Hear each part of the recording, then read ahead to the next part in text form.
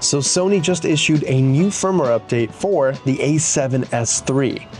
But there's also been a lot of reports stating that the new firmware update causes a lot of issues with how the camera functions that weren't previously there. Should you update to firmware 3.0? Let's dive in.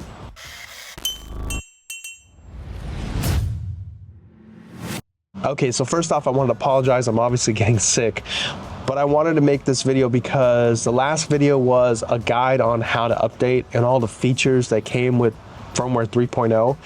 But a lot of you guys have been commenting with issues, so I want to go through those issues and tell you if I'm personally experiencing those same issues that you guys are commenting about. And I also wanted to guide you through some of the solutions to some of the issues that I'm actually experiencing. Now, long story short, should you update to firmware 3.0? Personally, I have no regrets. I think it was well worth it, and I like all the new features that came with it, and I haven't really been experiencing too many issues, but that's for you to decide. Okay, I recently just found out one more issue that's completely changed my mind about this firmware update, and I can no longer recommend it.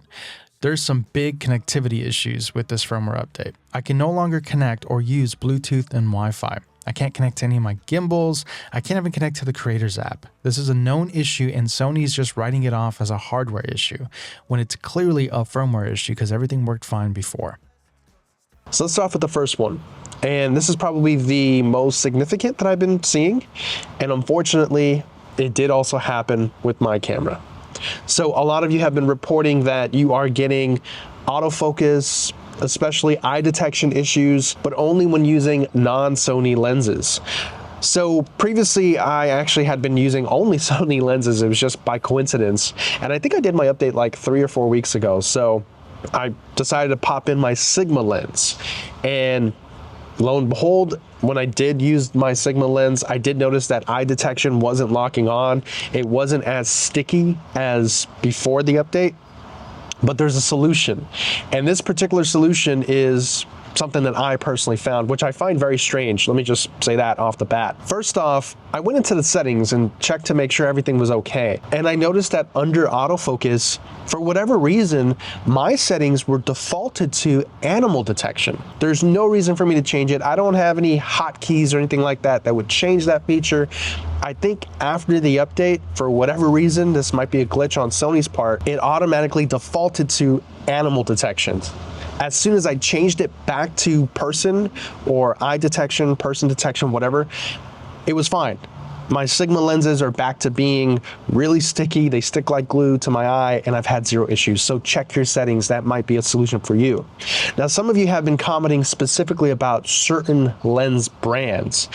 I don't have those lenses, unfortunately. I only own Sigma and Sony lenses, so it may not work for you, but I'm hoping it's just that stupid default setting that went to animal detection. The next issue that I've been hearing is some of you have been reporting that your camera is now overheating. And I can say that, at least for me, that's not an issue. I haven't had any overheating issues. I don't know what's going on, but I've tested this camera out and it's functioning the same way it did for me before the firmware update. I see virtually no change. Some of you may be in hotter climates or maybe using it for specific reasons, or maybe you're using like 120 frames per second a lot or something like that. I have it on the normal operating settings. I didn't go with the extended heat range or whatever they call it. And I've always had it that way. And I've never had issues. I live in California, so it's not too hot, although it is getting hotter. In California, we're starting to get into those summer temperatures, but I can confidently say that I've had no problems. I even ran it at 60 frames per second. I was shooting something the other day and it was actually quite hot, and I didn't know for the shoot if I was gonna use like slow motion or not, and I was kind of shooting it guerrilla style, so I just figured, all right, I'm just gonna shoot everything in 60 frames per second, and then in post, I'll decide what I wanna slow down and not, and so forth. And there were some clips that were short, 30 seconds, 40 seconds, 50 seconds, but there were some clips that were long, 5 minutes, for example. The camera got hot to the touch, which it always has, right? And it was fine though. It never overheated and it worked just fine. So if you are experiencing overheating issues after the update, I don't know what to tell you. Maybe it's just specific to certain people. I'm sure it's actually happening. I'm not, questioning you guys. I'm sure some of you are experiencing it. I'm just not. Okay, the next one, which I am experiencing, is battery life issues. And I did notice after the firmware update that I was having battery issues.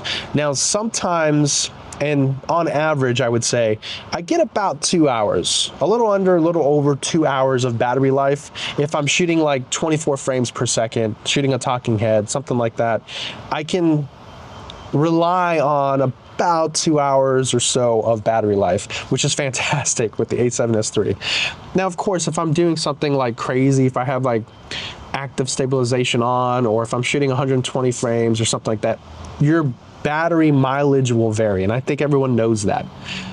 But I noticed after the update, I'm getting somewhere around just under an hour and a half of battery usage. Sometimes it's even worse. Sometimes it's like an hour and 15. So the first thing I thought about was, well, the 2 batteries that I have for it currently were bought originally with the camera years ago. So maybe they're just, batteries over time, their performance decreased. They can't hold as much of a charge and blah, blah, blah. So I bought a brand new battery, put it in there, and I'm still only getting like an hour and a half, an hour and 15, something like that. So I am experiencing battery issues with this new update. But also, they did add a lot of functions with the new update.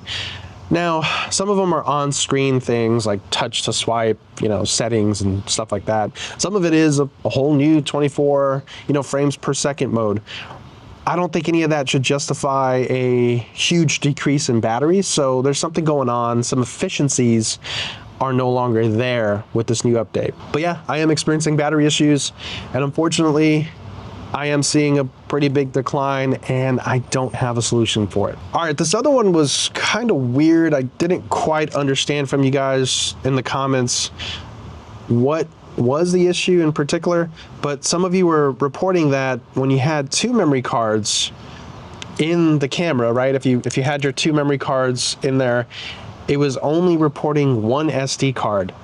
I don't know why it's doing that for you guys. I'm looking at mine right now, and it does show 1 memory card, which I have about an hour worth of, footage left on that. But if I go to my settings and I click on my media slots, yeah, I have media slot 2. I can do simultaneous recording. I can back up, auto switch.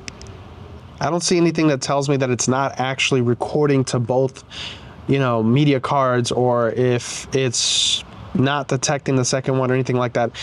Honestly, it looks fine. Let me try recording real quick. Okay, so I'm gonna do simultaneously recording to both media cards right now. Yeah, and it shows that it's recording to both. And it's recording just fine. So I'm not sure what the issue is exactly. If you guys are experiencing that it's not recording to both cards at the same time, or if it's just not showing you both cards are in there. I mean, I don't remember it ever doing that with the old update. I think what it's doing is just it's displaying that you are primarily recording to the first card, or you're primarily recording to the second card. Because if I switch to the second slot, it's showing me slot number 2 has 2 hours and a half worth of data remaining. So I think maybe I'm just not understanding you guys correctly, but I don't see any issues. It's recording to both cards, one card or the other. It's backing up. Everything looks fine. So if you're having memory card issues, maybe in the comments below, let me know specifically what memory card issues you're having. So I have the Sony Tough CF Express card right here, 160 gigabytes. And then on slot number 2, I also have a Sony Tough, but it's just a regular SD card, 128 gigabytes. Yeah, V60. So I don't have any issues. Don't know what to say. The last thing I want to talk about is just, I guess it's just general criticism of the update. Some of you don't like it. Some of you think it wasn't enough and that Sony should go further. I completely agree with that. I think Sony should continue to update this camera. I don't think they will, because I think that the S line's being discontinued. Watch my original video. I'm not going to get into that. But some of you are just complaining that the update's not that great or it wasn't worth it. The issues that I'm having so far have either been resolved, like the autofocus eye detection, non-issues like the overheating or the memory cards, or they're kind of unfortunate and I'm not too happy about, which is the battery issues. I definitely think it's an easy fix for Sony. So Sony, if you're watching this, look at your firmware update and figure out what's going on, because there are efficiencies now. That's it for me, guys. Hope you found this video informative. Leave me a comment below if you are still experiencing issues. I'll try to help you out the best that I can. I hope this video helped you out, and I will catch you on the next one. Take care, everybody.